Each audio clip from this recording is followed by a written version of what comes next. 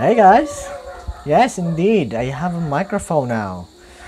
I bought it and it just came. Thank goodness. It came like 3 days ago. So yeah, thank you. And now we can now start reacting to the Pacific War. The series about the Pacific War. And here we're going to continue our series in episode 4. Japan continues attacking Borneo, Philippines, Pacific War, #4 animated historical documentary by Kings and Generals. Yes, indeed. Wow. The last time we reacted to some Kings and Generals, it was 3 weeks ago, and yeah. To be honest with you, I'm just thankful that Kings and Generals doesn't really copyright like videos like my reactions, because yeah, it's amazing. Thank you, thank goodness. Don't forget to check his channel out. It's going to be in the description down below. This video is going to be in the first link down below.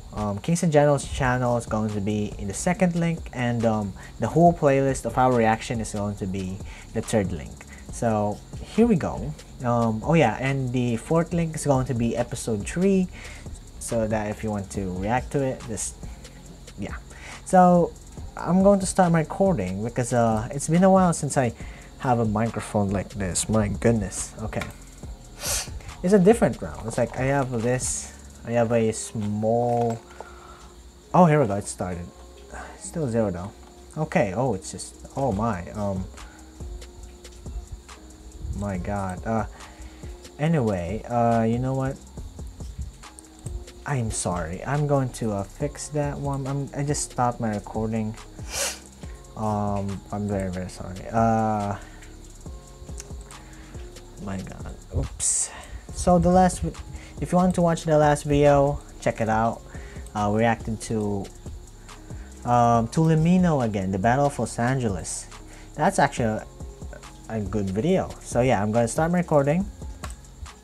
And here we go. It's 0, still 0. Okay, now it starts. So yeah, guys, check this video out. And yeah, check Kings and Generals too. Let's go. Oops. Full screen.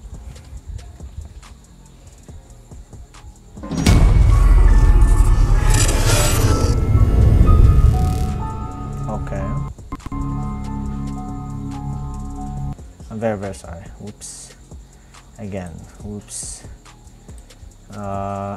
Auto. Okay. Now we go.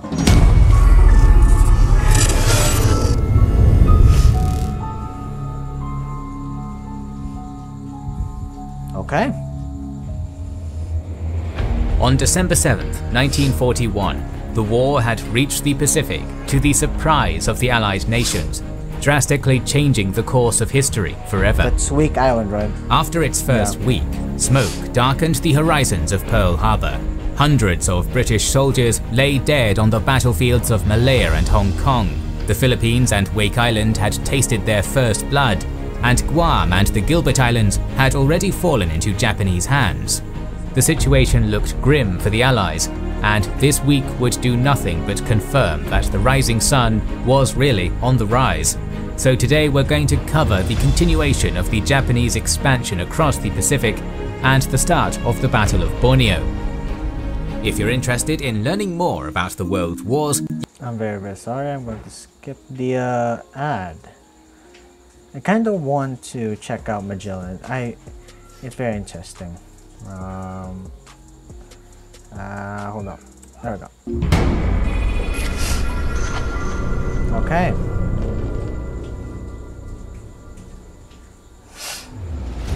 we've already discussed the plans and the start of operations against most of the main objectives for Japanese expansion. But still there's one we haven't talked about. The Dutch East Indies. Probably the most important objective of the Japanese because of its richness in petroleum oil, rubber, nickel, tin, scrap iron and other strategic resources, covered a wide area with long distances for the different Japanese task forces to travel. This is why Japan didn't plan to attack the Indies straight away.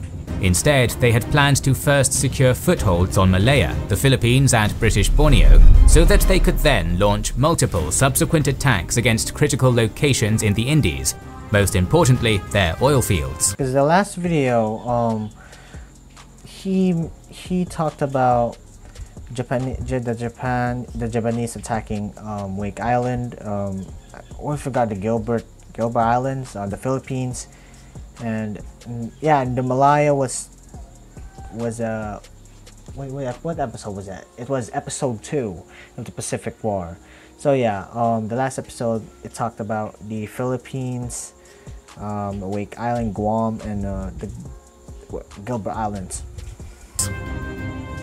The Dutch, meanwhile, had seen their homeland invaded and occupied by Nazi Germany back in May of 1940. Yeah. Queen Wilhelmina and the Dutch government had managed to escape to London by May 13th, where they established a government in exile. But despite this, they were now unable to defend their colonial possessions in the east. There, the Royal Netherlands East Indies Army of Lieutenant General Hein te Poorten tried to modernize as fast as possible in view of a possible Japanese invasion. By December of 1941, the army had grown to 85,000 personnel, albeit inadequately equipped and poorly trained. Te Poorten also counted with a sizable air force, although the 389 aircraft they had were old and decisively outclassed by superior Japanese planes. In the Kalimantan area of Borneo, the Dutch had 2 important western airfields that were unknown to the Japanese, from which they could conduct air operations against the enemy. They also had strong garrisons in all major cities of Dutch Borneo, although they would not see fighting this week. The ones that would see fighting would be the defenders in British Borneo. This area was not only important for the Japanese to act as a stepping stone for the invasion of the Dutch East Indies, but it also had valuable oil fields in Miri and Sarai, which made them huge objectives. Marshal Brooke Popham had assigned the 2nd Battalion of the 15th Punjab Regiment to defend the cities of Kuching and Miri, while the local rulers of Sarawak organized a paramilitary force, the Sarawak Rangers. The White Rajas. The White Rajas were a dynastic monarchy of the British Brooke family who founded and ruled the Raj of Sarawak. Oh, okay. That's the first time hearing about Sarawak. Okay. Defending the rest of the province. These forces were then grouped into the Sarawak Force under the command of Lieutenant Colonel Lane. The Japanese plan consisted of an initial attack against Miri and Sarai with the objective of securing their oil fields. Yeah, that does make sense because to get the oil fields in Brunei being protected by the British here. And yeah, that does make sense. Followed by a main amphibious assault against Kuching and the nearby airfields. This operation would be carried out by the Kawaguchi Detachment, mainly composed of the 35th Brigade of the 124th Infantry Regiment under the command of Major General Kawaguchi Kiyotake. They would also be escorted and supported by a small fleet under Rear Admiral Kurita Takio, consisting of 3 cruisers, 6 destroyers, and 746 SNLF Marines. On December 13th, the Kawaguchi Detachment left Kamran Bay in 10 transport ships, heading to British Borneo. The following day saw the Japanese pressing on the heels of the Indian defenders at Gurun. Now, we're here. In episode 2, Kings and Generals made the episode about the invasion of Malaya, and yeah, now they're here. They're getting pushed back. They're getting pushed back. They lost here in this line of road here. They lost the Kotabaru, and here too they're getting pushed back. Okay. While on Wake Island, Japanese bombardments in the last 2 days left only 1 Wildcat operational. Major Putnam would then start working straight away to repair as many of his planes as possible, with the first repaired Wildcat successfully made operational later that evening. Okay. December 15th saw the first major fighting of the week, with the Japanese first assault against Hong Kong Island. After a heavy bombardment and repeated British refusals to surrender, General Sakai ordered a night assault in improvised rafts, but this first attempt would be repelled by machine gun fire while the Japanese attempted to cross the harbour. Meanwhile, in Johnston and Palmyra, after the first attack by a submarine returning from Pearl Harbor that luckily didn't do so much damage, a new attack was launched by Japanese submarines that caused serious damage to a powerhouse. And back in Malaya, the 5th Division finally attacked down the road and managed to penetrate deep into the 6th Brigade's defences. This prompted General Murray Lyon to order a complete withdrawal south of the Muda River. Then, remember, the divisions that is protecting Malaya at this time is weak. It's very weak.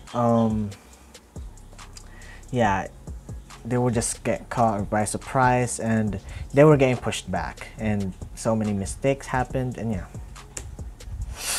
Then continuing some 30 miles south to establish defensive positions on the Kirian River, which didn't sit well with General Percival's objective of reducing the air threat on Singapore, as he needed to hold the Japanese as far north as possible to keep the air forces out of range.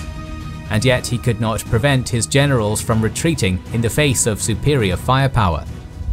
On the next day, 2 detachments of the 56th Division completed preparations to conduct amphibious invasions on Davao and the Sulu Islands, intending to secure a southern airfield on the Philippines. Yeah, the Philippines is hard to defend because it has a lot of islands, and the Japanese can just do like island hopping in the Philippines and can secure islands there. And yeah, and the only big islands here is the part in here, and the like long part here. I forgot what you call that. The Palawan again, or like I forgot about that. I forgot. The Mindanao is at the bottom part. It's a big part of the Philippines and filled with like mostly minorities there. And over here is like Marawi, you know, the Marawi siege in 2018. And here at the north is Luzon, and the central is Visayas. Visayas is filled with islands and volcanoes. And here in the north is a huge land. And yeah, it's just hard to protect or defend the Philippines because of this, of its geographic what you call that, geographic, I don't know, I forgot what word you add with that, but it's just the geography is not good on defending the country. So yeah. And to prepare further attacks on Borneo from Jolo. The detachments were under the general command of Major General Sakaguchi Shizuo, and they would depart Palau en route to Davao later that day. Meanwhile, in Borneo, the main body of the Kawaguchi detachment successfully landed on Miri and Serai in the early hours of December 16th. They were met with little resistance, and thus could occupy their oil fields and airfields with ease. They were too busy in Malaya, that's why the Borneo wasn't really protected that much, but some of them just tried to fight, but it was just a small force. So yeah, a little resistance. I'm very sorry. I just woke up. Literally, I just woke up, and it's like, what time is it? I don't know what time is it. So yeah.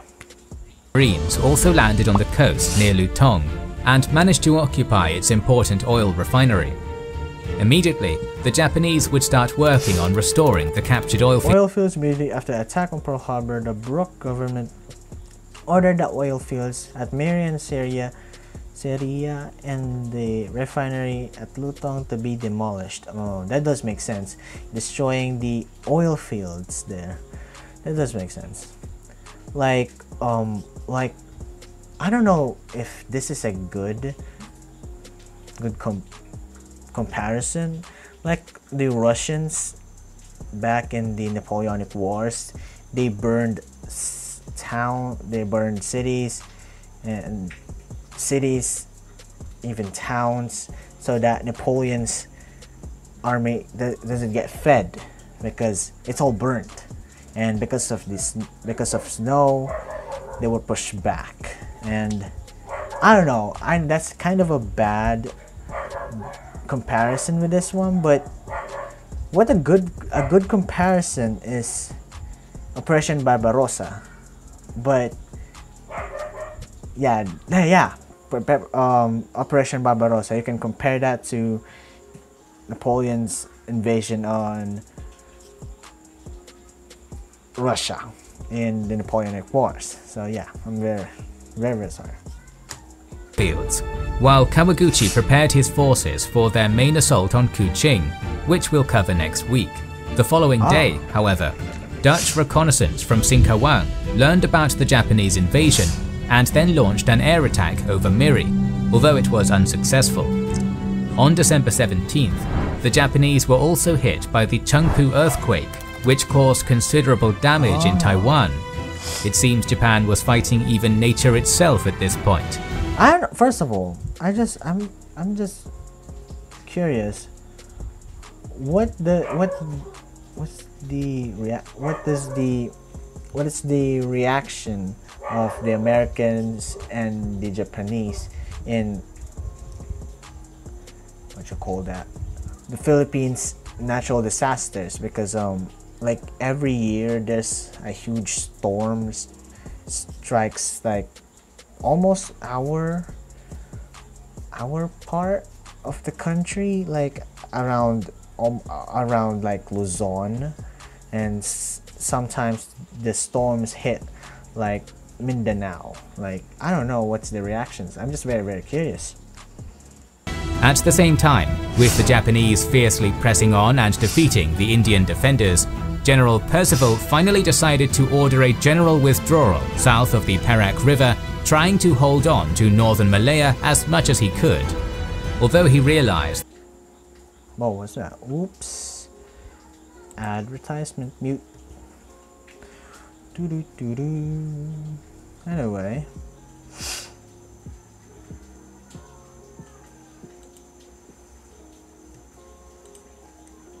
Let's continue. Realized that the two Indian divisions were heavily outgunned. He could not send the 8th Australian Division away from Johor in fear of a possible Japanese naval invasion that would jeopardize his entire defense of Singapore. That does make sense. Instead, the 9th Indian Division was ordered to defend the Kuantan airfield and Murray-Leon's eastern flank, while the battered 11th Indian Division saw 2 of its brigades reorganize into one and reinforce the 12th Brigade. The withdrawal also meant the abandonment of Penang Island, one of the main British settlements in Malaya. But before it got abandoned, the British would evacuate all of its European population, leaving the local inhabitants to the mercy of the Japanese. Okay, that's another bad thing. Infobox. Japanese occupation of Penang. Penang suffered tremendous upheavals during the 3 years and 8 months of Japanese occupation. There was food shortages, hyperinflation due to Japanese overproduction of the banana dollar, and repression. Many Penang women were taken away as comfort women. Thousands of Penang Chinese community were executed in the 50K, 500K, the Sook Ching massacres. Japanese divide and rule policies favoring ethnic Malays also led to interracial tensions which persisted after the war. Whoa, that's first of all, were taken away as comfort women. My god, that's just brutal. Something that would come back to haunt them after the end of the war.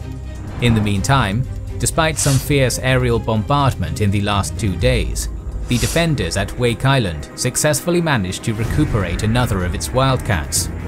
And at Hong Kong, the Japanese saw that they were now ready for their main assault on the island. In the last days, they had constructed enough boats for the crossing, and they had destroyed half of the pillboxes between North Point and the Liamen Straits, leaving a pall of dense black smoke over the area that gave them perfect cover for an attack.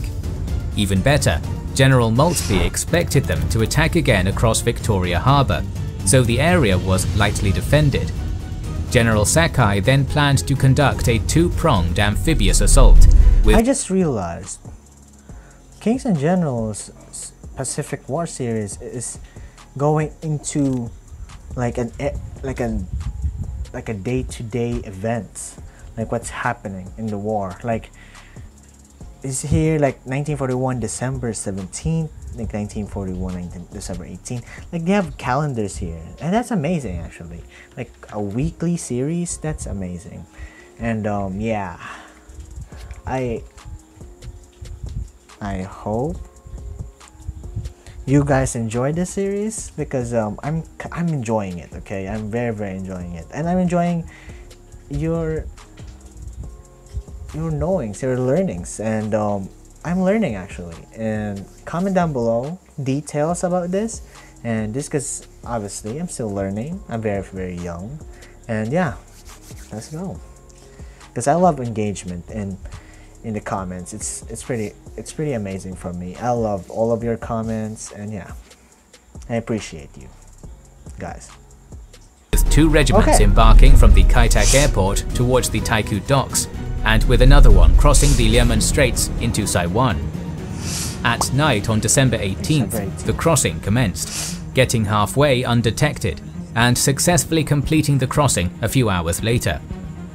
Early in the morning of December 19th, the Japanese 38th Division had already overrun the depleted Rajput defenders, taking several major key points along the coast. In response, Maltby established a new defensive line at Leighton Hill and tried to reinforce the center of the island as fast as he could, but it was already too late, with the Japanese— First of all, I gotta give it to the Indian divisions in this war, because they're fighting for the British to try to liberate the countries that the Japanese is colonizing. Meanwhile, back in their home country, they're still a colony of the British. I just gotta give it to you. I love my Indian friends, okay? I love them all. Yeah. Okay. Surrounding the Wangnechong Gap after a few hours of fighting. There, the British defenders resisted fiercely, but their attempt to escape failed, and they were cut down by machine gun fire across the gap. Maltby quickly rushed his troops to counterattack, but the operation was very badly planned and executed, although the British defenders would incredibly manage to get close to Wangnechong. Yet despite their best efforts, the superior firepower of the Japanese forced them to retreat in the end. With the fall of the Wangnechong Gap, the center of the island was firmly under the control of the Japanese, and they would spend the next day consolidating their control over the area before launching their main attack against Victoria City. The situation looked dire for Maltby, and he could only try to reorganize his depleted and dispersed forces to mount a limited defense of the colonial capital. Don't forget to check out our video on the Battle of Hong Kong if you want a more in-depth look at the events of the battle. We know you'll not be disappointed. Okay. Meanwhile, in Miri, the invaders were subjected to 2 more Dutch air attacks in the last 2 days, which would fail to inflict heavy damage on the Japanese, although one of the Dutch flying boats would successfully manage to sink the destroyer Shinonome, killing its 228 crew. And on the last day of the week, the American defenders on Wake would learn of great news, as a PBY landed in the lagoon and told them that a relief expedition was already on its way. Back on December 10th, Admiral Kimmel had created Task Force 14 under the command of Rear Admiral Frank Fletcher, consisting of 3 heavy cruisers, 8 destroyers, the carrier Saratoga, the VMF 211 Squadron, and 210 Marines from the 4th Defense Battalion. They would depart Pearl Harbor on December 15th, heading as fast as they could to reinforce the defenders at Wake. Kimmel had also created Task Force 11 under Rear Admiral Wilson Brown, consisting of the carrier Lexington, 3 heavy cruisers and 9 destroyers, with the task of striking Japanese bases thought to exist at Jellicoe, and with the objective of diverting Japanese forces away from Task Force 14. With help finally on its way, morale on Wake Island was very high. But unbeknownst to them, due to his failure to defend Pearl Harbor, Admiral Kimmel was relieved of his command of the Pacific Fleet on December 17th, being temporarily replaced by Vice Admiral William Pye. Pye had his reservations about the relief expedition, but he still allowed it to continue for the moment, although on December 21st, he would finally decide to recall both task forces back to Pearl Harbor. This week would also end with a terrible outcome for the American defenders in the Philippines. On Davao, the Sakaguchi and Miura detachments finally landed under the cover of night. The city defenders, consisting of a single regiment of the Philippine 101st Division, were taken completely by surprise, yet they offered as much resistance as they could. With the Miura detachment suffering many casualties, General Sakaguchi was forced to order forward some of his forces reserved for the attack on the Sulu Islands. Together, these forces would storm and take the city by midday, and a final attack would then be carried out against the remaining Filipino defenders behind the Davao River, finally forcing them to retreat northwestwards. Upon reaching Davao, the Japanese soldiers would be cheered by the sizable Japanese population of the city, liberating them from the warehouses in which they had been detained at the start of the war. While the battered Miura detachment stayed to garrison Davao and continued the liberation of Japanese inhabitants, the Sakaguchi detachment would prepare to continue onwards towards Jolo on the Sulu Islands, and then to Tarakan in Dutch Borneo. Thus this week ends with another Japanese victory, and next week we'll see them achieve tremendous successes as they continue their expansion across the Pacific. So make sure you are subscribed and have pressed the bell button to see the next video in the series. Please consider liking, commenting and sharing, it helps immensely. Our videos would be impossible without our kind patrons. Thank you, Kings and Generals, for another amazing episode. Guys, comment down below anything that you want me to learn about, because I just stopped my recording. Yeah, because this is actually my first time learning, and I'm not an historian yet. I'm still a history learner, and yeah, just in time as the lights came out. That's just weird. Okay guys, I'm gonna end the video here. Thank you for watching. This was a amazing episode, and hello electricity. Hold on. I'm going to open the lights. There we go. Ooh, I look weird. Oh my, I look weird. Okay, so guys, thank you for watching. Like and subscribe for more videos like this. And yeah, episode 4, it's amazing episode, and the next episode going to be the fall of Wake Island. And yeah, thank you very much for watching. Comment down below anything that you know, and yeah, goodbye everybody.